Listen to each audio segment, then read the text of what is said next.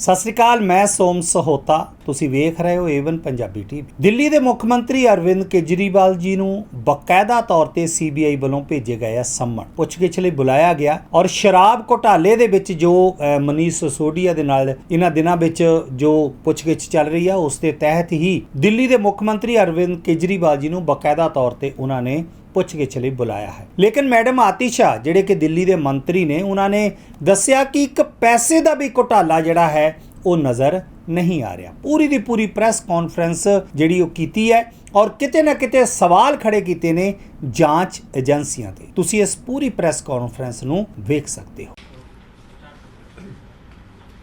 सभी पत्रकार साथियों को मेरा नमस्कार। जैसा कि आप सब जानते हैं कि सीबीआई ने दिल्ली के मुख्यमंत्री अरविंद केजरीवाल जी को कल समन किया है। वो उनसे सवाल जवाब करेंगे। कल जो दिल्ली के मुख्यमंत्री अरविंद केजरीवाल जी को बुलाया जा रहा है, सीबीआई द्वारा पूछताछ के लिए बुलाया जा रहा है। ये क्यों बुलाया जा रहा है? आखिर क्या अरविंद केजरीवाल जी के घर में करोड़ों रुपए मिले? क्या अरविंद केजरीवाल जी के ऑफिस में करोड़ों रुपए मिले? क्या अरविंद केजरीवाल जी के साथियों के घर में कोई सोने के बिस्किट मिले? आज तक आम आदमी पार्टी के एक भी नेता, एक भी मंत्री, एक भी विधायक के खिलाफ 1 रुपए के भ्रष्टाचार का सबूत केंद्र सरकार की एक भी एजेंसी देश के सामने नहीं रख पाई। उन्होंने कहा हजारों करोड़ का घोटाला हो गया, लेकिन आज तक एक नया पैसा भी भ्रष्टाचार का आम आदमी पार्टी के किसी भी नेता के खिलाफ नहीं मिला है। तो फिर केंद्र सरकार की, नरेंद्र मोदी जी की जो ये जांच एजेंसियां हैं, ये अरविंद केजरीवाल को क्यों बुला रही हैं? ये अरविंद केजरीवाल को इसलिए बुला रही हैं क्योंकि वो अरविंद केजरीवाल की आवाज को दबाना चाहते हैं। वो अरविंद केजरीवाल को डराना चाहते हैं। वो अरविंद केजरीवाल को धमकाना चाहते हैं। क्योंकि आज अगर देश में एक नेता है जो केंद्र सरकार के खिलाफ आवाज उठा रहा है, प्रधानमंत्री नरेंद्र मोदी के खिलाफ आवाज उठा रहा है, जो 10 साल की नरेंद्र मोदी जी की सरकार की नाकामी को देश के सामने रख रहा है, वो नेता अरविंद केजरीवाल है। मोदी जी को सरकार चलाते हुए तकरीबन 10 साल हो गए। वही मोदी जी जिन्होंने 2014 में कहा था कि बहुत हुई महंगाई की वार, अब की बार मोदी सरकार। लेकिन सिर्फ एक अरविंद केजरीवाल हैं जो बार बार इस मुद्दे को उठाते रहे हैं कि मोदी सरकार आने के बाद महंगाई का दर एक आम इंसान के लिए बढ़ता जा रहा है। आज आप देश में देखिए तो पेट्रोल के दाम, डीजल के दाम, एलपीजी के दाम, हर चीज के दाम बढ़ गए हैं और मोदी जी के राज में बढ़े हैं। आज मोदी जी की 10 साल की सरकार के बाद भारत में एलपीजी का दाम पूरी दुनिया में सबसे ज्यादा है। कैसे चलाएगा एक आम आदमी अपना घर? पिछले 6 साल में पेट्रोल के दाम 100% बढ़ गए हैं। पूरे देश में स्वास्थ्य की व्यवस्था चरमरा गई है। अस्पताल नहीं है, अस्पताल में डॉक्टर नहीं है, आईसीयू के बेड नहीं है, बच्चों के जाने के लिए स्कूल नहीं है, युवाओं के लिए कॉलेज नहीं है, जो युवा पढ़ लिख के निकलते हैं उनके पास नौकरियां नहीं है। आज देश में 5 करोड़ युवा बेरोजगार हैं और ये 10 साल की मोदी जी की देन है।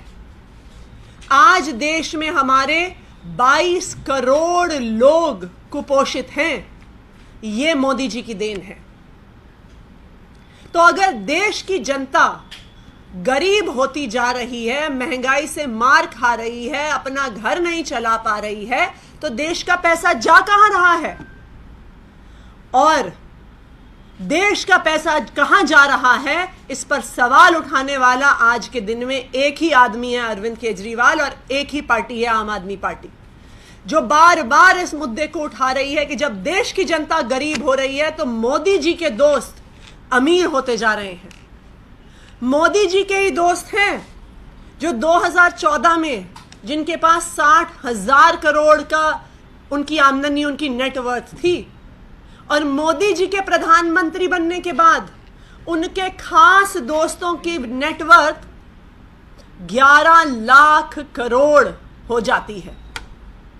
तो आज जब अरविंद केजरीवाल जी इस भ्रष्टाचार को उजागर करते हैं कि किस तरह से देश की जनता गरीब होती जा रही है और मोदी जी के दोस्तों का पैसा बढ़ता जा रहा है, तो मोदी जी अरविंद केजरीवाल को चुप कराना चाहते हैं।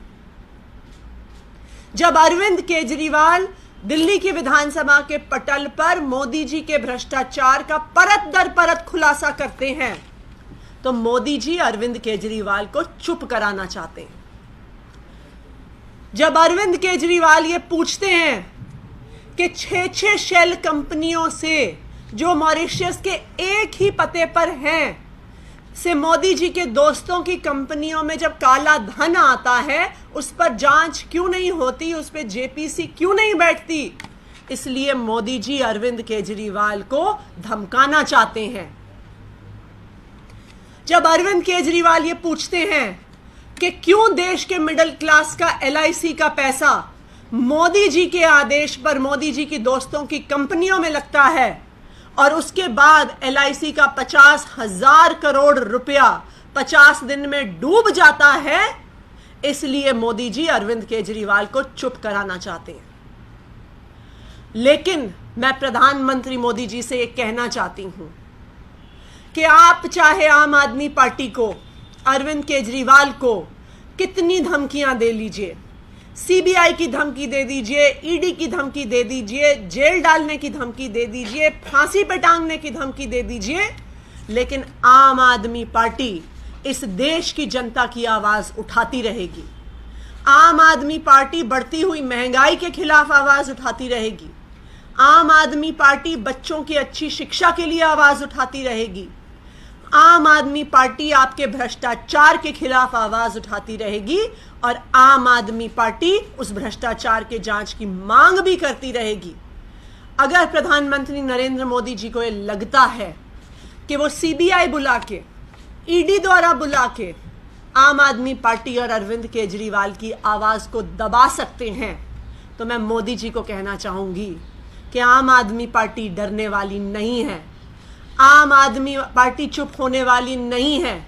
आप हमें जितनी धमकियां दोगे हम उतनी आवाज उठाएंगे और आपके भ्रष्टाचार को देश के सामने रखेंगे। Thank you. इससे पहले हमने देखा मनीष सिसोदिया जब गए थे आम आदमी पार्टी का पूरा समर्थन उनके साथ था, बड़ी रैली की शक्ल में गए थे, क्या कल भी हमें सब देखने को मिलेगा? देखिए, अरविंद केजरीवाल जी कल CBI जाएंगे, पूरी तरह से इन्वेस्टिगेशन से कोऑपरेट करेंगे और बिल्कुल आम आदमी पार्टी, दिल्ली के लोग और देश के लोग अरविंद केजरीवाल जी के साथ समर्थन में खड़े हैं। जरूरत होगी तो सड़कों पर भी उतरेंगे उनके साथ, क्योंकि अरविंद केजरीवाल को CBI द्वारा जो डराने की कोशिश है, आज हर दिल्ली के हर कोने के लोग, देश के हर कोने के लोग शॉक्ड हैं। कल रात से जब से ये शाम से खबर आई है, हमें देश के अलग अलग हिस्सों से लोगों से फोन आ रहे हैं और लोग, हर इंसान कह रहा है कि ये जो खुद भ्रष्टाचारी हैं, देश के एक ईमानदार नेता और एक ईमानदार पार्टी पे सवाल उठा रहे हैं। तो बिल्कुल दिल्ली के लोगों में, देश के लोगों में उसके खिलाफ गुस्सा है और लोग जरूर सामने आएंगे। As Aam Aadmi Party categorically saying that the agencies is being misused, and we have seen the same in the case of Sakil Jain and Manish Sisodia. So do you believe that agencies is going to go ahead with the same pattern and Supremo or the Chief Minister can also be detained or going to do something like that if you talk about this? देखिए, ये बिल्कुल साफ है कि केंद्र सरकार अपनी एजेंसियों को इस्तेमाल करके आम आदमी पार्टी को, अरविंद केजरीवाल को और जो काम हम दिल्ली और पंजाब में कर रहे हैं उसको रोकना चाहती है।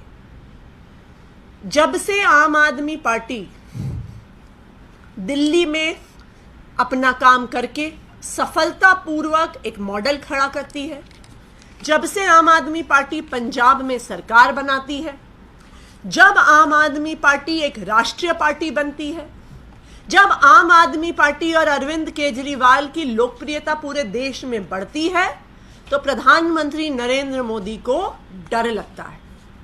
इसलिए एक के बाद एक झूठे केस आम आदमी पार्टी पे किए जाते हैं।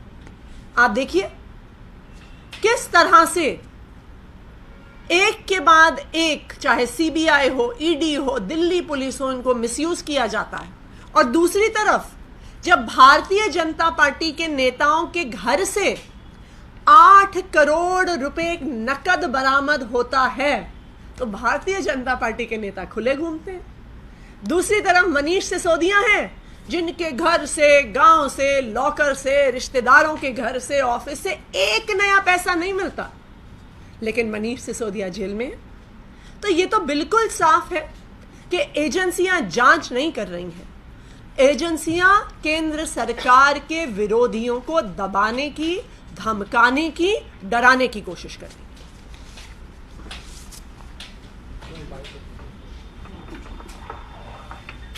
अजय जी,